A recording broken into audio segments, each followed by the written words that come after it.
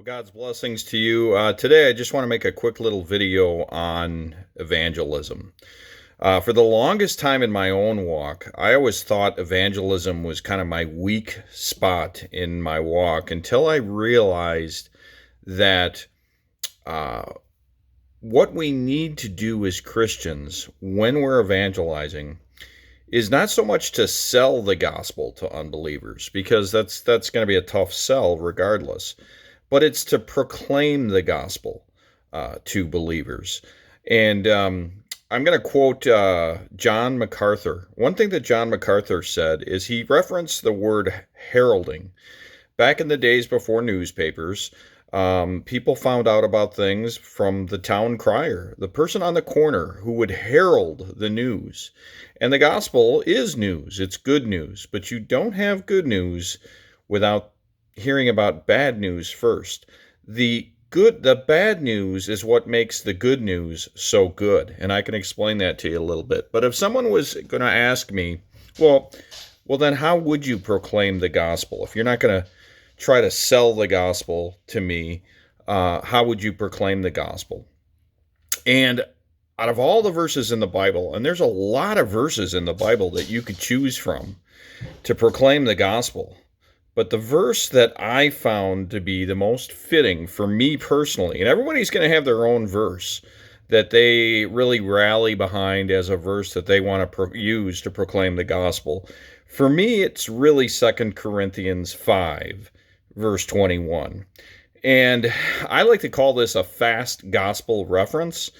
And it really emphasizes substitutionary atonement. Now, if you're a non-believer here and you're listening to me about, and you're probably already a little bit like, well, this guy's talking over my head. And it really, one of the most effective ways to proclaim the gospel is to make it as basic as possible for anyone who's listening. So let me just talk about 2 Corinthians 5:21 for a minute. I'm kind of going to break it down, and then I'm going to do a biblical interpretation for you. So really all 2 Corinthians 5 is saying is that the good news is that sinners can be reconciled to God because of what Jesus did on the cross. So Jesus did an act on the cross. So let's look at the actual verse.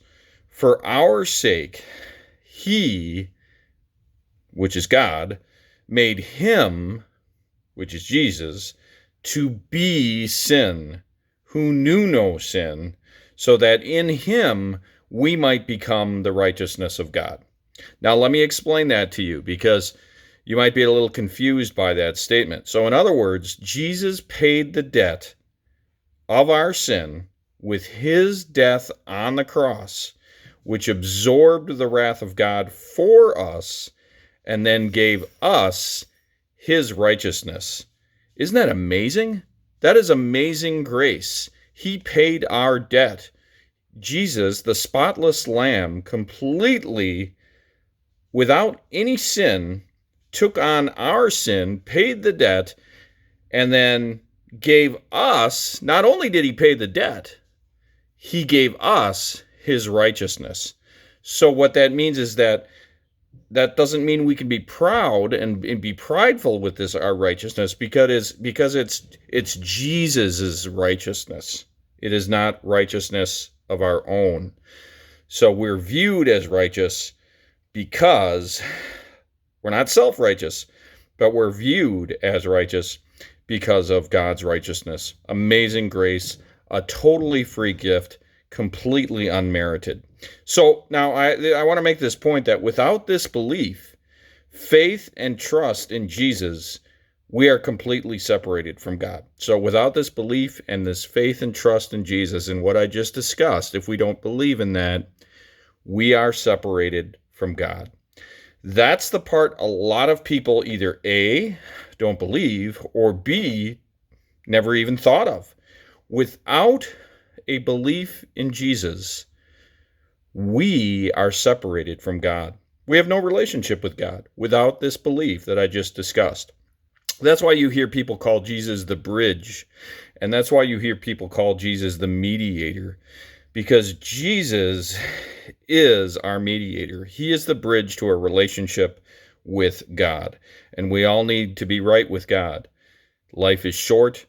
We have no control over when we're going to die. We could die naturally. We could die by a catastrophe or an accident or some other unnatural way. God is providentially in control of when we're going to die. We all die at some point. We need to be prepared, and we need to understand and know the gospel. So let me just wrap up with this concept of substitutionary atonement, a substitution. The substitution is that Jesus satisfied the wrath and God's justice by taking on that sin, or rather being held accountable for it for us. How was he held accountable? The Romans, the crucifixion on the cross is how he was held accountable. Someone needed to pay the price. Jesus died for us. He took on our filthy rags, and he gave us his robe of righteousness. Absolutely amazing. Should make most people fall to their knees in grateful tears, and that's the gospel.